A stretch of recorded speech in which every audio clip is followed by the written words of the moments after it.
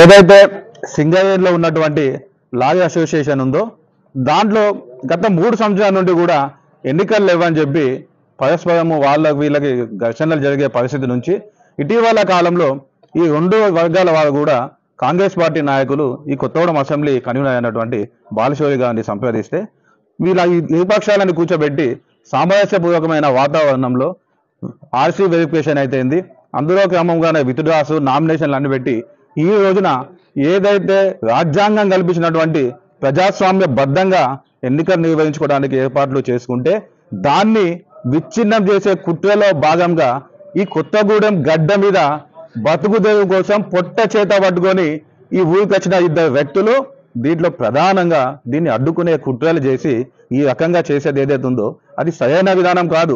గతంలో ఇటువంటి నియంత పాలనను ఎన్నో చూసాం. గతంలో ఇక్కడ పరిపాలించిన ఒక నియంత మీ మీద కేసులు పెట్టి రోజుల తరబడి మిమ్మల్ని పెడితే అప్పుడు ఈ ప్రజాస్వామ్యవాదులం మేమందరం కూడా గొంతెక్కి రోడ్డెక్కి మీకు మద్దతుగా నిలిచిన సంగతి మీరు మర్చిపోతున్నాయేమో. ప్రజాస్వామ్యంలో ప్రజలే అంతిమ నిర్ణేతలు. ఖచ్చితంగా ప్రజాస్వామ్యబద్ధంగా ఇటువంటి నియంత్రణలకు ఓటు అనే దాని వల్ల ఖచ్చితంగా బుద్ధి చెప్తారు. ఇది సరైన విధానం కాదు. కొట్టిన వాళ్ళకి దెబ్బలు తిన్న వాళ్ళు లేని పంచాయతీ మధ్యలో చూసే వాళ్ళకి ఎందుకు వస్తుందో కూడా అర్థం కావట్లేదు. ఈ పక్షాలను మేము ఏకమై మేము ఎన్నికలు పెట్టుకుంటామంటే గొడవలు అయితే అని చెప్పి గొడవలు పెట్టుకునే వాళ్ళే 2 ఏకమై మంచిగా కలిసిమెలిసి ఉండి నామినేషన్లు వేసుకొని ఎన్నికల పోతే ఎన్నికల నిర్వహణ రోజు వచ్చి దీన్ని భగ్నం చేసే కుట్రలు ఏవైతుందో అది సరైన విధానం కాదు.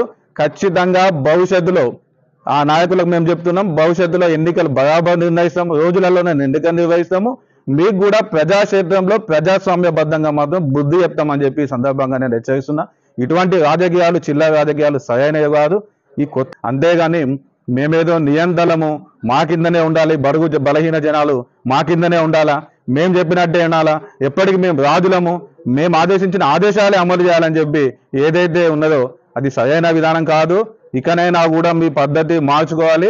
మార్చుకోలేకపోతే మీకంటే ముందున్న నియంత్రణని ప్రజలు ఏ స్థాయిలో ఎక్కడ కూర్చోబెట్టిలో కూడా ఆలోచన చేయాలని చెప్పి ఈ సందర్భంగా నేను హెచ్చరిస్తున్నాను.